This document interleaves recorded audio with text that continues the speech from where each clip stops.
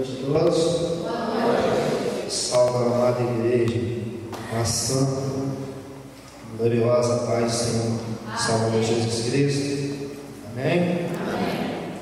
É motivo de muita felicidade estar aqui hoje, porque esta igreja há 7 anos me acolheu, eu estou aqui com os irmãos, e é motivo de alegria poder falar um pouco da palavra de Deus. Nós que somos jovens, que o mundo abre tantas portas para que nós não estejamos aqui na casa do Senhor.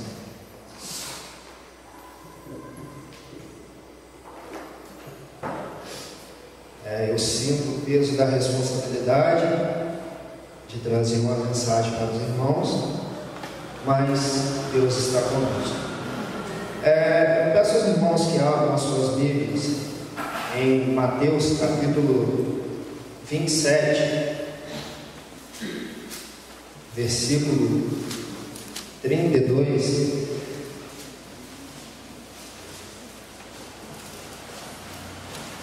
Mateus 27, 32. E em Marcos capítulo 15, 21. Mateus 27, 32, Marcos 15, 21. Peço à igreja que fique de pé em nome de Jesus, com reverência na palavra do Senhor.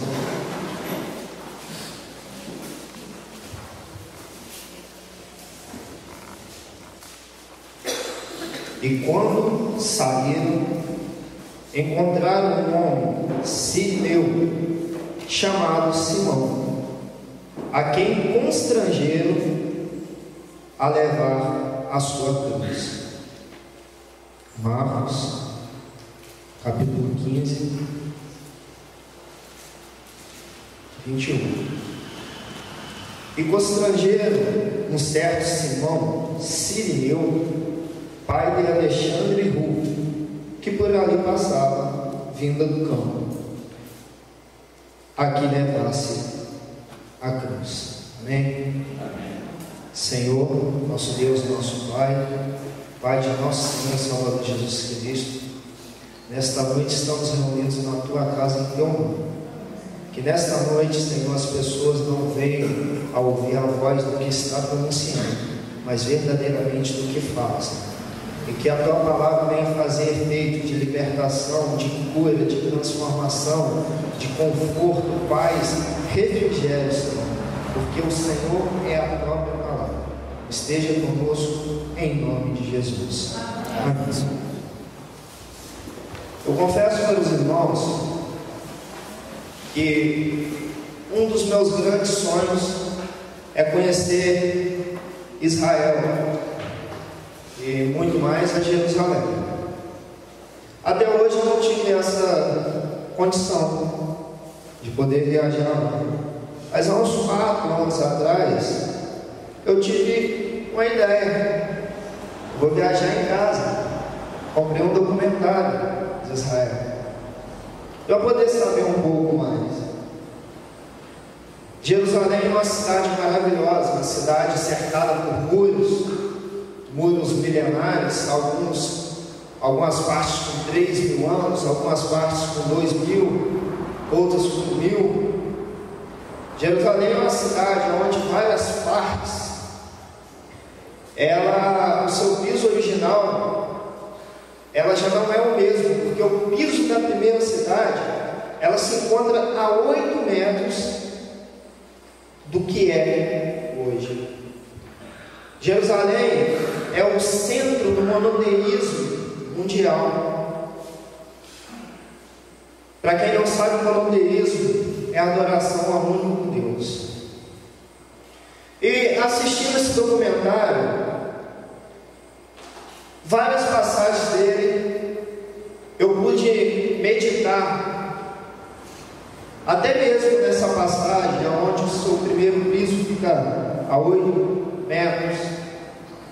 Mas o mais interessante foi para mim, chegando a um certo ponto, esse pastor chamado Yosef Akiva, que é judeu, convertido ao cristianismo, ele mostra uma esquina onde tem um lugar escrito Simão Sirineu, e ao lado uma pedra que, segundo o cristianismo, a tradição cristã, foi ali que Jesus caiu e colocou a mão para se levantar juntamente com a outra mão nos ombros de Simão Sirineu. Mas antes disso, visualizando aquelas ruas, não são ruas, alamedas, como nós podemos ver nas cidades modernas. São estreitas, curtas, são ruas de pedra. Eu comecei a imaginar ali que a vida do homem é justamente como aquela rua que tem em Jerusalém. Mas por quê? Porque a vida do homem é uma vida curta, estreita, e que o maior erro do ser humano é achar que a vida ela é longa e sem fim. Sabe por que o ser humano se torna cada dia pior? Sabe por que o ser humano se torna cada dia com as atitudes piores do que o dia anterior? Porque ele sempre pensa que amanhã vai haver uma nova oportunidade.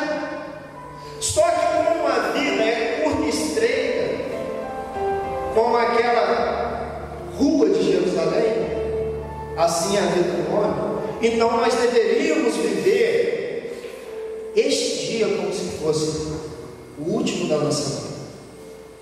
Por quê? Porque muitas das vezes a gente achando que amanhã a gente vai ter uma nova oportunidade, a gente fala: eu não perdoo hoje, eu perdoo amanhã. Eu não amo hoje, eu amo amanhã. Eu não vou adorar hoje, eu vou adorar amanhã. Mas a questão é: e se não houver um amanhã? E se hoje, aqui, agora, for a nossa última oportunidade? E se hoje for o nosso último culto com Deus? Porque Jesus falou que nem ele sabia a hora que ele voltaria.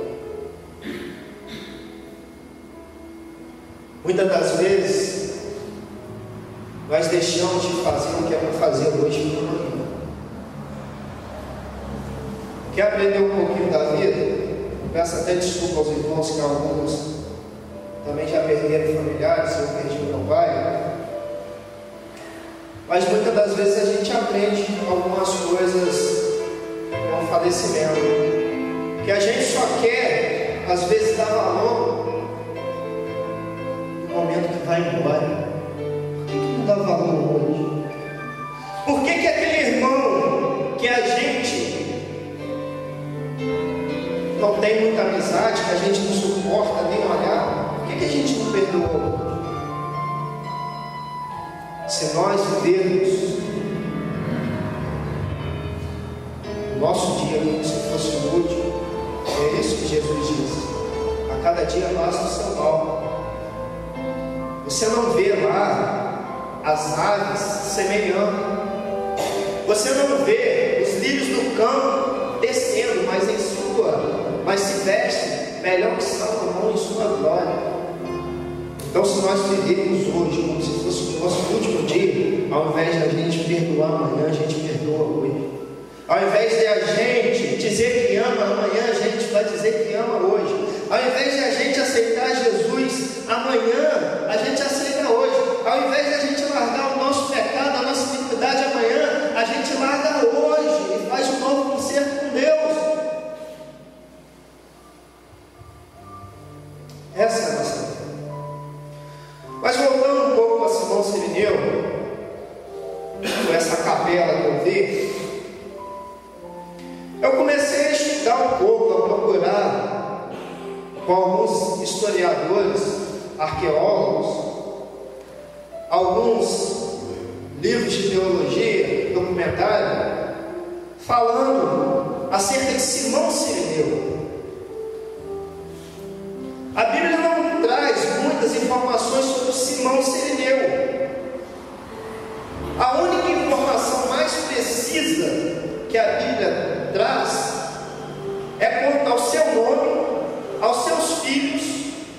e de onde ele veio.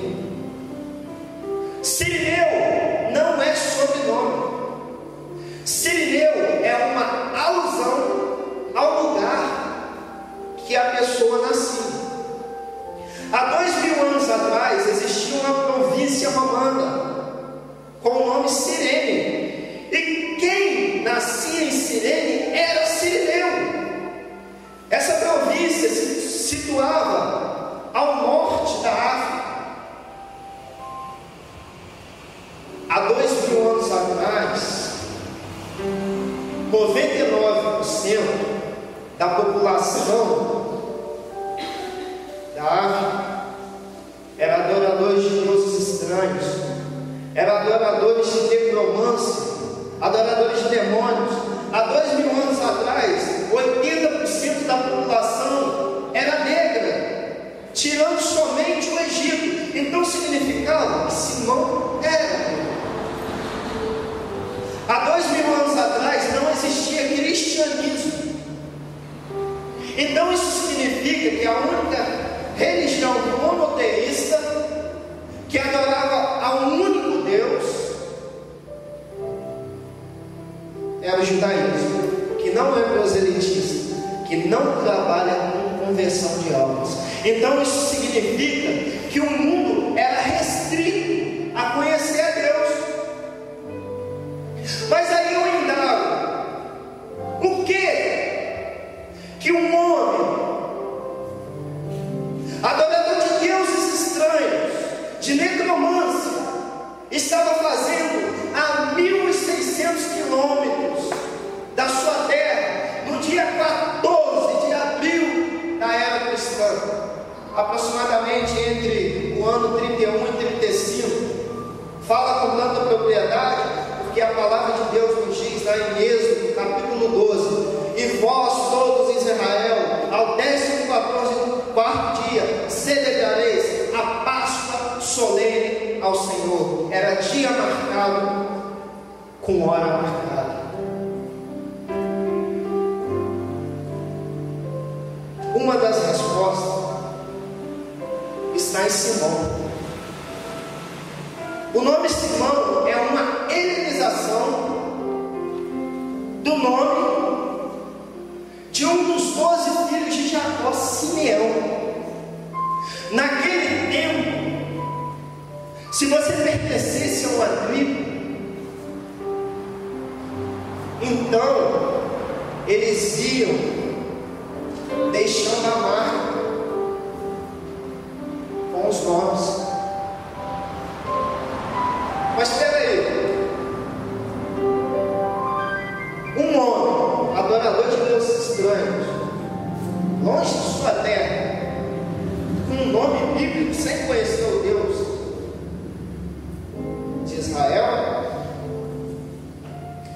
eu encontrei quase todos os estudos falando e apontando com toda a propriedade e convicção que, apesar de ser negro, Simão era judeu. Uma das características, não tem como eu colocar todas, é que mesmo que Simão ajudara Jesus a carregar, os judeus são tão radicais que eles não colocariam Simão Sirineu ajudou a Jesus, mas colocariam o homem Sirineu. Outra das características é que ele tem o nome bíblico. Outra das características é que era no dia da Páscoa. Existia também uma sinagoga chamada de Sinagoga dos Libertinos, que eram sinagogas para todos os estrangeiros judeus. Era uma forma de carinho com os estrangeiros. Bem, mas por que Simão Sirineu estava ali justamente no dia da Páscoa? Existia um decreto entre os israelitas que todo judeu teria que estar pelo menos uma vez no ano em Israel, ou para a festa do tabernáculo, ou para a festa da Páscoa, ou para a festa do Pentecostes.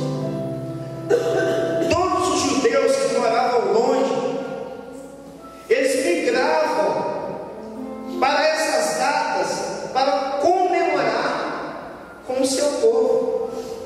Eles atravessavam o deserto, eles atravessavam rios, montanhas, dias de viagem.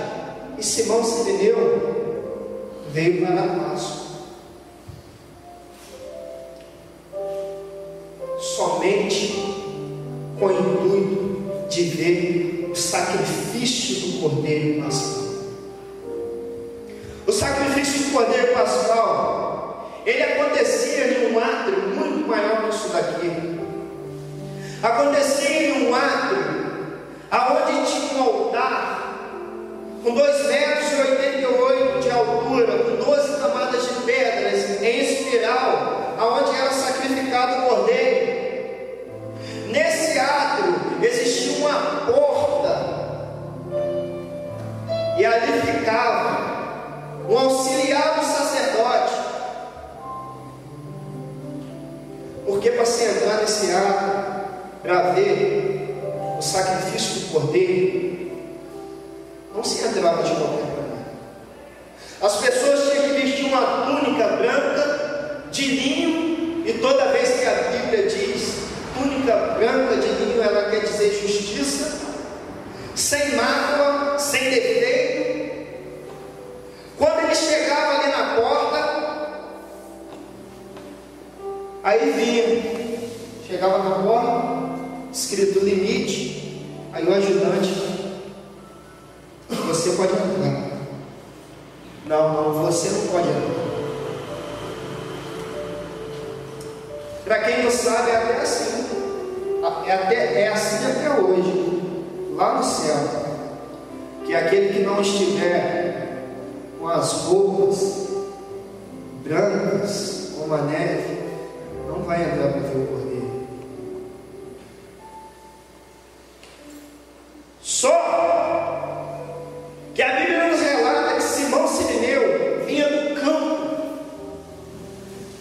A única porta que dava acesso ao campo era a porta de Damasco, justamente na contramão aonde eles estavam levando Jesus para o Gólgota.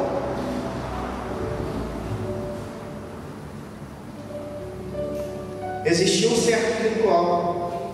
Se chegava na porta da cidade, tirava a túnica branca e se vestia.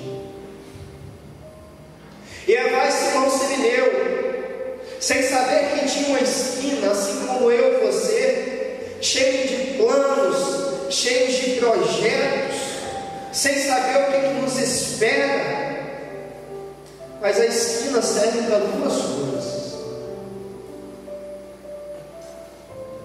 para você tomar um novo caminho e mudar o rumo. É isso que Deus quer fazer nesta vida.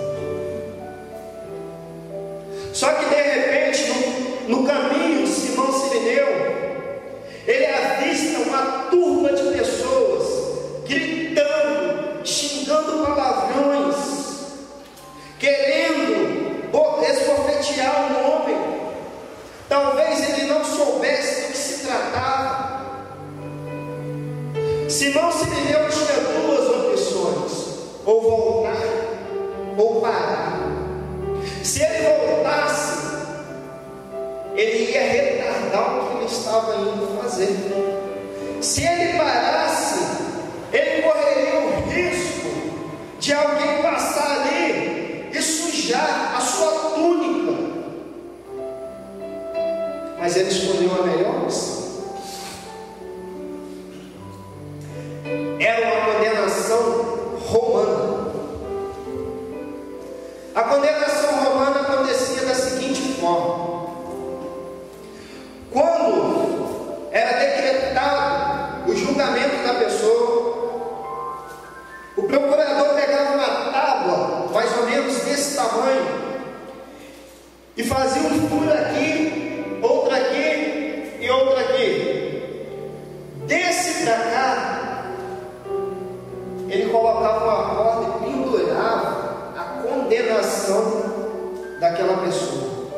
Nesse do meio, quando chegava na cruz, ele pregava. em cima para as pessoas verem. Escrevia em 3 línguas. Foi escrito no latim, que era a língua imperial. Foi escrito no hebraico, que era a língua local, e no grego, que era o inglês da época. As pessoas olhavam para ver qual era a condenação. Vinha 6 soldados de um lado e 6 soldados de outro, e no meio o homem que era o capataz, que era responsável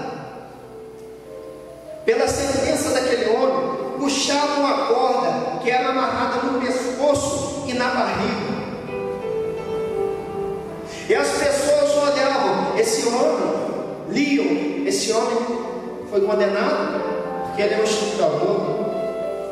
Esse homem, ele foi condenado porque ele é um homicida. Quando Simão se vendeu à vista, ele veio, escrito em hebraico, Yeshua e Nazaré, Lamé e Erodi. E vem aquela turba de pessoas.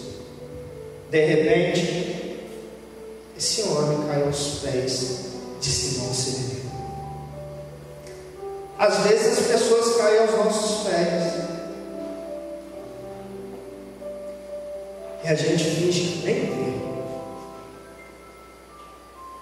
Às vezes as pessoas estão clamando por socorro e a gente diz que há algo muito mais importante para a gente fazer. A Bíblia nos diz em Provérbios 21:13 que aquele que dá ouvido ao clamor do pobre também clamará e não será ouvido. Aquele que bate a sua porta necessitado, se bateu ali, é para você cumprir o seu papel como servo do Senhor. Simão Sirineu era uma pessoa religiosa. Por que você fala que era religiosa? Porque a Bíblia nos diz que ele foi constrangido, ele foi forçado a carregar. Ele estava preocupado com a sua túnica.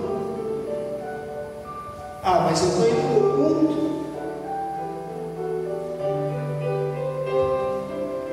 Há uma diferença entre o salvo e o religioso. O religioso, ele se preocupa com coisas, e o salvo se preocupa com pessoas. Se nós fazemos com que a nossa religião se preocupa com coisas,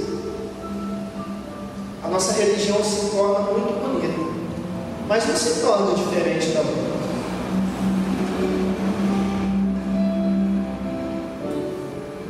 Então, eu não posso, porque esse homem que está aí cheio de sangue, porque deixava as marcas de sangue, esse homem que está aí, eu não posso não. Eu não vou poder ver o cordeiro.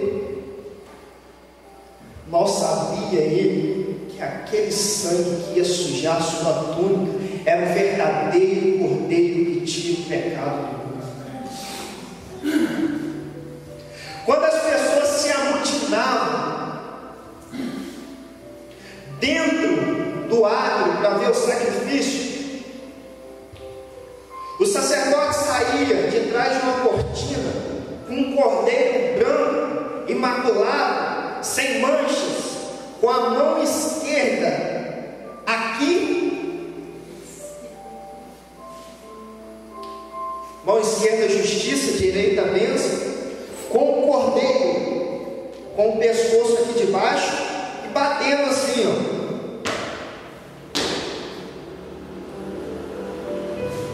As pessoas ficavam de baixo olhando. A intenção dele bater era só que o cordeiro errasse. Mas cordeiro que é cordeiro não berra, cordeiro só chora, cordeiro é mudo. Por isso que a palavra diz que ele foi levado ao matadouro mudo. Quem der é bode. Alguém já viu o bode na hora de morrer? O bode, na hora dele morrer, que ele prevê a sua morte, ele começa a levantar poeira, ele começa a pular, ele começa a correr, e se alguém fizer assim perto dele, estou cansado, ele quer logo dar uma cabeçada. Deus chamou muitas pessoas para se ovelha, e Ele não quer que você seja um bode, que você pegue e fale o que não deva falar, que faça o que não deva fazer, que não pode ver uma pessoa cansada, precisando de ajuda, que logo quer te culpar, ao invés de estender a mão. Ele pegava esse cordeiro chorando, e aí eu falo com as ovelhas de Deus, que lá em Salmos, capítulo 30, verso 5, diz que o choro pode durar uma noite, mas a alegria vem amanhã. A Bíblia diz em Mateus capítulo 5, verso 4, bem-aventurados os que choram, porque serão consolados. Se você quer a vitória de Deus, entra no teu quarto, dobra o teu joelho e ora em secreto, porque o teu Deus que está no céu está te vendo, não importa a tua dificuldade. Esse sacerdote, ele pegava esse cordeiro e com a faca afiada, ele pegava e cortava o pescoço desse cordeiro. E aí ele fazia o seguinte: com a sua mão esquerda, ele pegava pelas patas traseiras e começava a fazer círculo. Quando ele levantava, o sangue saía pela jugular, começava a fazer círculo. Círculo é o sinal da eternidade, não tem começo nem fim. No sentido horário, que eles entendiam que a eternidade estava se manifestando naquele momento, 7 vezes, porque era o número da perfeição. Depois que acabava de dar a última volta, ele pegava uma planta do Oriente Médio chamada de zopo. Se eu não me engano, no capítulo 51, verso 7 de Salmo, está falando dessa planta. E ele comprimia essa planta e colocava essa planta nesse sangue. Esse sangue, essa planta sugava esse sangue. E agora o sacerdote não poderia colocar mais a mão, porque senão o sangue não estaria puro mais. Ele pegava a madeira, enfiava a madeira e levantava, e todo mundo debaixo assim, olhando, porque o sangue tinha que escorrer na madeira. Por isso que o sangue de Jesus escorreu. É uma marca. Portanto, lá no Egito, quando o povo estava lá e o anjo passou para matar todos os primogênitos, eles tornam uma dor da família daquele cujos lugares da casa estavam sujos do sangue do cordeiro. Aí ele pegava essa madeira e começava a fazer assim, ó.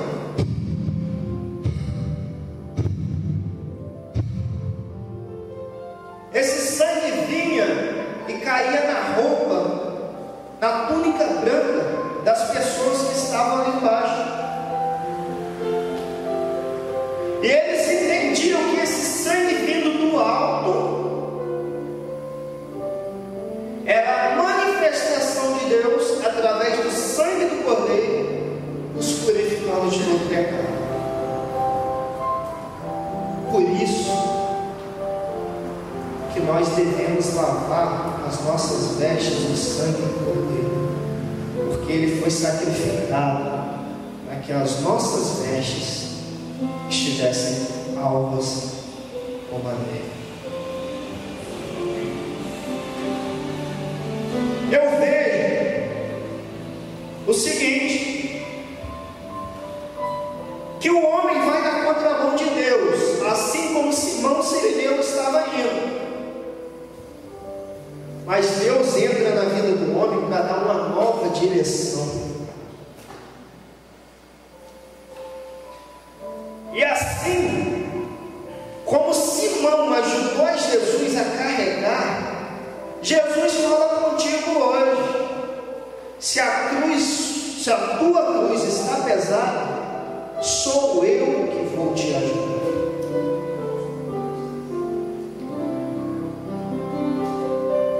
Existem vários passos para se chegar à eternidade. O primeiro passo é aceitar Jesus como único, suficiente Salvador. O segundo e o terceiro é amar a Deus sobre todas as coisas e o próximo como a ti mesmo. E lá em Gálatas capítulo 5 fala sobre as obras da carne e os frutos do Espírito. Os frutos da carne e os frutos do Espírito. Eu quero dizer hoje o seguinte, que o tempo que a gente tem aqui na igreja não importa. Por que não importa? Porque no capítulo 22, no verso 32 de Lucas, Jesus fala para Pedro: Pedro, quando tu te converteres, faça notória aos teus amigos. Pedro viveu 3 anos ao lado de Jesus, aprendendo com o mestre, mas na verdade não era convertido. Pedro teve vários equívocos, mas alguém pode falar: não, Pedro era convertido. Convertido como? Antes de Jesus morrer, veio os soldados, Pedro tirou a sua espada e cortou a orelha do soldado. Será que Pedro queria cortar a orelha ou queria cortar o pescoço? Se você vê alguém te dando uma espadada, você vai fazer o quê? Se esquivar. Ah, não, mas eu sou convertido ao Senhor, mas o meu revólver não é. Eu sou convertido ao Senhor, mas a minha língua não é. Eu sou convertido ao Senhor, mas o meu corpo não é. Eu sou convertido ao Senhor, mas a minha casa não é. Eu sou convertido ao Senhor, mas os meus atos não é.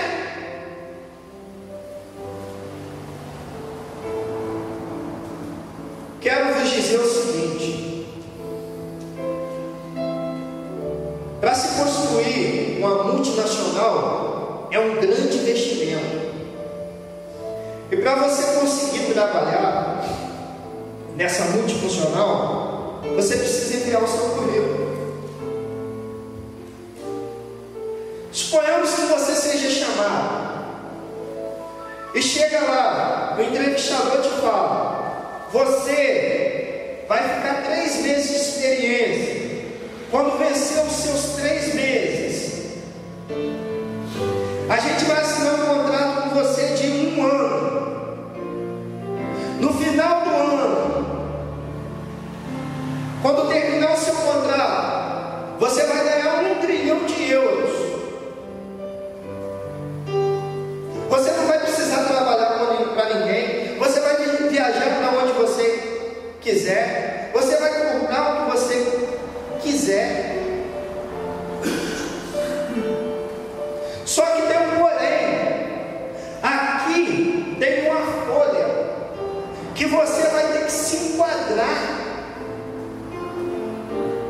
nisso daqui, nesses pontos, para você conseguir chegar até o final. Porventura, a salvação não é muito mais importante do que 1 trilhão de euros? Por que eu falo isso? Porque o investimento já foi feito. E existem coisas que têm preço. E existem coisas que têm valor. As que têm preço são coisas que se pode comprar. As que têm valor são coisas que são inegociáveis. E o sacrifício que Jesus fez é inegociável. O investimento foi feito. Você tem que dar o primeiro passo. O seu passo é aceitar Jesus. Só que você tem que se enquadrar nos critérios.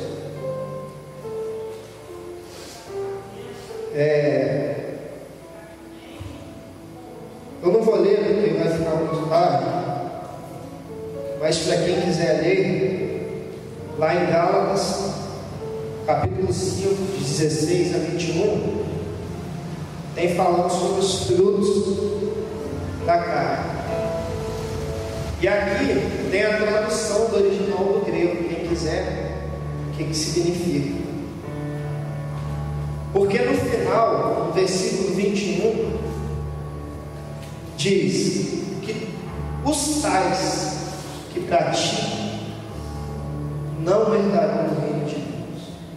Então, se você está praticando prostituição, impureza, lascívia, idolatria, feitiçaria, inimizades, porfia, ebulições, iras, pelejas, dissensões, heresias, invejas, homicídios, bebedices e glutonarias, Paulo diz, através da palavra de Deus, que você não herdará o reino dos céus. Eu aprendo vários fatos com o Senhor. Um é o que eu falei, que o homem anda na contramão. Jesus vai para lá, o homem está dentro da carne. Mas no meio dessa contramão eu encontro. Eu aprendo que Deus dá uma nova direção. Deus pega aquilo que está no fundo do poço e coloca no lugar alto seguro. Deus faz aquilo que não é ser. Deus faz aquilo que não tem valor, ter valor. Mas para isso você tem que se enquadrar. Porque a salvação não é só aceitar Jesus. É uma caminhada em consonância com o que Deus estabeleceu. Para que naquele dia nós possamos entrar e ver o verdadeiro Cordeiro que tira o pecado do mundo. Eu não olhei para a vida de ninguém para trazer essa mensagem. Se eu falei uma palavra mais dura, em nome de Jesus, eu não quero que você vá para o inferno, mas que você tenha ciência da verdade. Se existe algum pecado, porque o homem é assim. Na verdade, não é. Ele tem um pecado de estimação, que é um gatinho, mas quando ele vai alimentando, se torna um leão. As pessoas confundem transgressão, iniquidade e pecado. A transgressão é como se fosse um limite, como se você fosse daqui para a cachoeira e tem uma placa 80 km por hora. Se você ultrapassa, você transgrediu o limite. O pecado se consuma no momento que você transgride, mas a iniquidade, ela faz parte da sua vida quando você aceita fazer todos os dias aquela mesma coisa.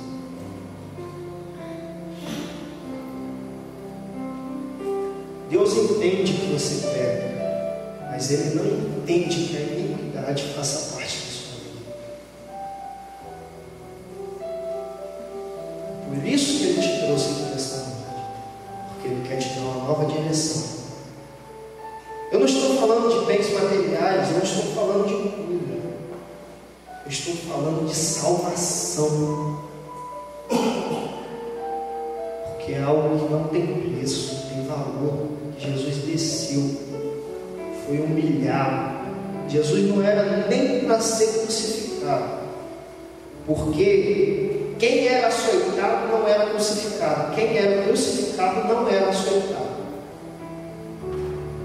porque não tinha condições de carregar a cruz.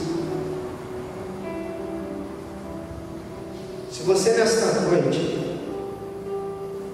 sentiu que há uma necessidade de uma transformação na sua vida, sendo crente ou não crente, não tem que ter vergonha de falar: não, eu sou pecador, eu preciso de uma transformação.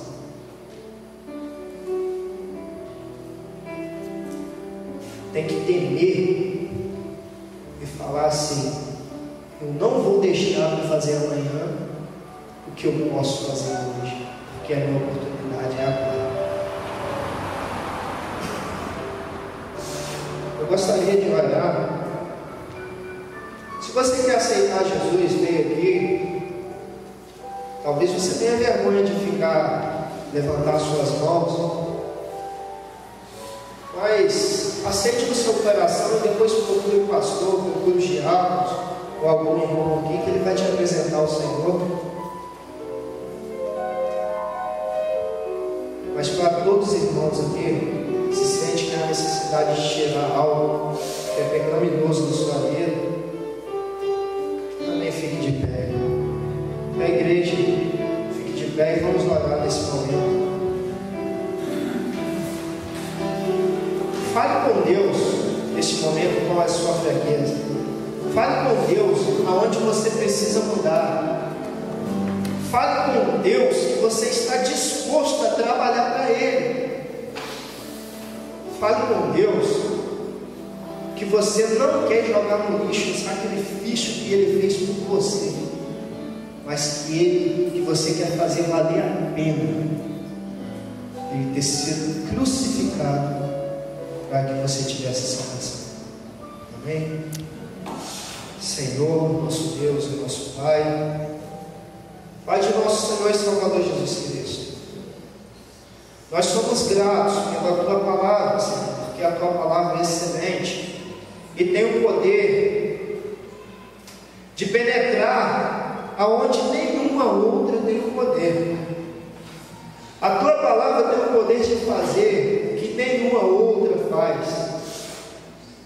A Tua Palavra pode salvar, libertar, transformar, dar refrigério, paz. A Tua Palavra pode transformar aquele que as pessoas olham e não dão nada por ele.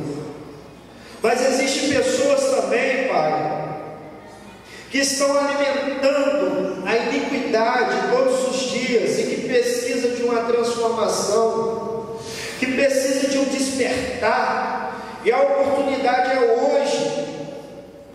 Eu lhe peço que o Seu Santo Espírito nesta noite venha lhes ajudar nas suas fraquezas, nas suas imperfeições, nas suas aflições, e que venha fazer dessas pessoas um novo ser para a Tua honra, para a Tua glória, sem querer barganhar contigo, mas somente no intuito de glorificar e exaltar e bendizer o Teu santo nome, porque o Senhor é digno de honra, de glória, de louvor, de exaltação, em nome de Jesus que eu lhe peço, Pai, traga um novo despertar em nossos corações e faça com que nós entendamos e não resistamos o Teu toque